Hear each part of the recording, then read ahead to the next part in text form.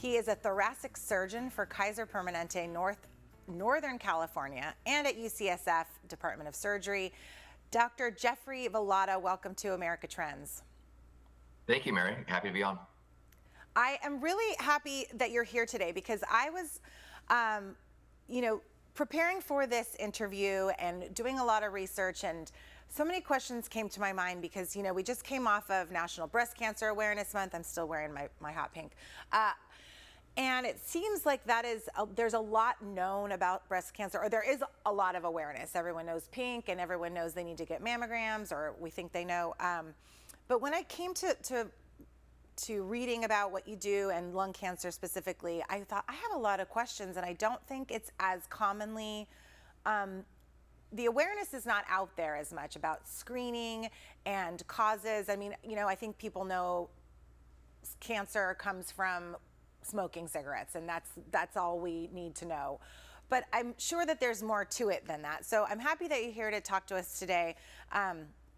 Is there, I guess my first question then is, what are the other causes of lung cancer besides smoking cigarettes, or is that the number one cause? Right. So, no, that's a great point. I think to bring it back to how you said of Lung Cancer Awareness Month, not many people know that even November is Lung Cancer Awareness Month versus we all know October is Breast Cancer Awareness Month. So, but with regards to lung cancer, yes, the major risk factor is still smoking cigarettes. But again, we now know about 20% of the population in the United States that get lung cancer. It's not related to smoking. And so a lot of us in the field say, anyone with lungs can get lung cancer. And so we're increasingly seeing more women. We're increasingly seeing more people with a lighter smoking history or not smoking at all getting lung cancer. So yes, the main point is that smoking is the main risk factor, but it's not the only thing. Other factors like, outdoor air pollution, radon exposure is the second most common. Just living in the United States in certain households might have higher radon that you'll never know about. Histories of other infections like TB or inflammatory diseases of the lungs. So there are a lot of other factors that go into lung cancer as well. That's not as well known that should be brought to the forefront. So on the topic of smoking, there's so many. Now with vaping, this is now a big thing with teenagers and actually people of all ages. I think people are saying, oh, it's better than cigarettes, so I'm going to do it. So can you talk to me about that? Because I hear so many rumors about it. I'd like to hear from you. What really are the risk factors of vaping and these other contraptions that kids and people are using? Yeah, I think, no, it's a great point that you bring up, because in reality, vaping is more popular with the younger population, even middle school to teenager, college, even 30, 40, 50-year-olds. And so vaping is a hot topic right now because it's becoming more common. What we don't know is completely, because vaping is still relatively new, we don't have long enough studies, is we don't know what its risk is in relation to developing lung cancer. Okay. But what we already know, actually, that vaping is a risk factor for certain lung inflammatory conditions. In fact, really serious lung conditions can happen. And we saw it a lot with relation to earlier on, despite COVID, some of the aerosolized sprays in vaping can actually lead to inflammatory conditions that cause severe lung problems, even leading to death. So we know that there are chemicals that burn in vaping that may not cause cancer yet. It just takes time, to figure it out. Like we know a lot of time based on cigarette smoke, but we know already those toxic chemicals, even vitamin E has been shown to be a problem as causing inflammation in the lungs. So it is not necessarily safe as people potentially think so. Okay, and then there's I'd say a lot of controversy around pot smoking, which is now legal in lots of states, and the dangers of that smoking versus cigarette smoking. Can you talk to that a little bit?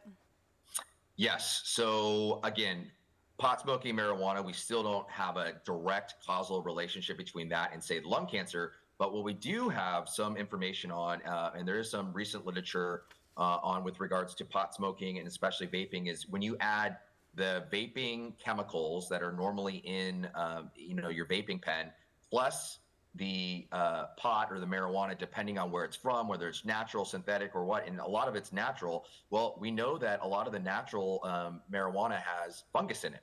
And so we sometimes see an increased risk of fungal pneumonias or serious fungal infections when people are vaping and or using with pot or not. But it's like an additive effect when you use marijuana plus vaping. It can be an infection and inflammatory component that you get in your lungs. So it's maybe not related to lung cancer yet that we know of, but we definitely know that it can increase your risk of inflammatory and infectious disease of the lung, especially the more often you do it.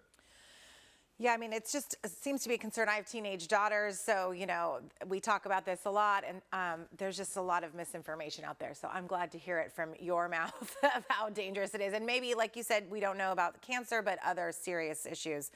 And I do want to go back to, the American Cancer Society updated their lung cancer screening guidelines. Is that correct?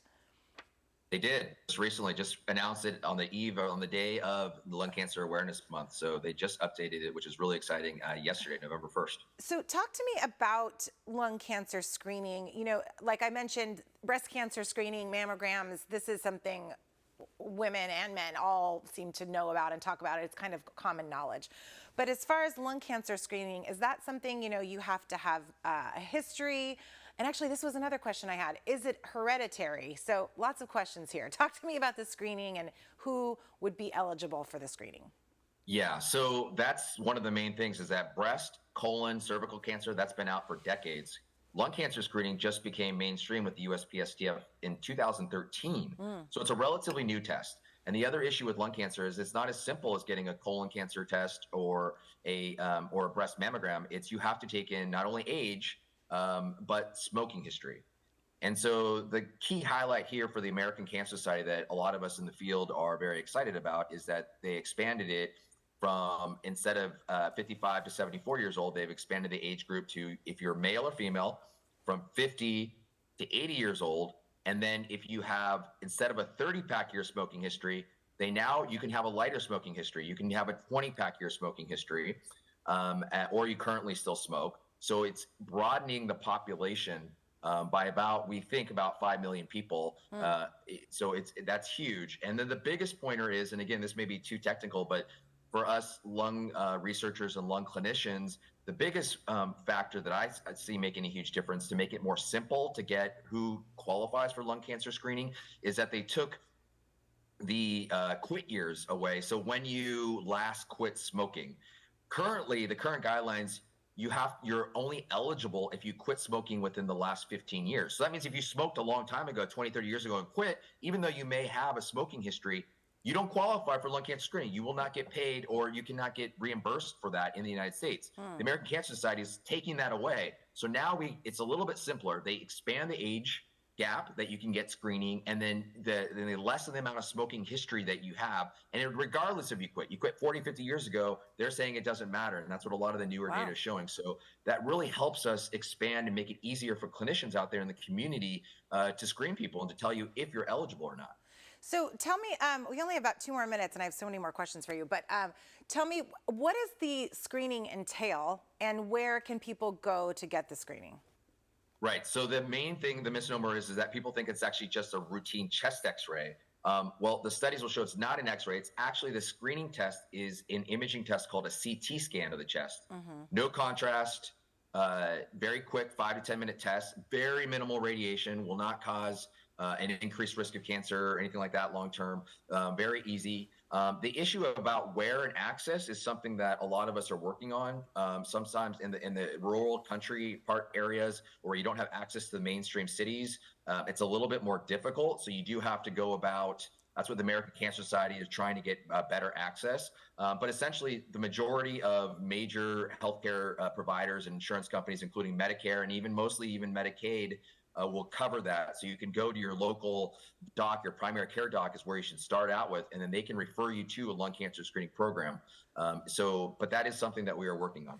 And then if you get screened, and are there markers, like I just had a precancerous thing burned off my nose, is there markers for something like you don't have it yet, but you might develop it and things that could help a person? We only have 1 more minute, so sorry, it's a long question to wrap up with. No, it's great. I wish we did. That's not mainstream yet. And the idea is to include not just a lung cancer screening, like a CT scan, but also include biomarkers or blood tests or also prediction models that, based on your family history and based on this blood test and some of the, the genetic kind of mutation plus a CT scan, we can more accurately diagnose. Right now, that's not mainstream. So as of right now, it's CT scan. CT scan, you either have a lung nodule or you don't. Or you If you don't. don't, what people would have to remember, it's a yearly scan, just like mammogram. Oh, You that's actually see interesting. Exactly. You don't just get it once. You have to come back Keep and back. do it every year. Just like to get your the nose or screen your benefit. skin cancer. Right, Thank you just like so your much for mammogram. You gotta joining come us back. today. And I appreciate all the work that you do. Thank you so much, Dr. Jeffrey Velotta, thoracic surgeon for Kaiser Permanente. Wow, I learned a lot today. Thank you so much, doctor, and stick around for more America Trends right after this break.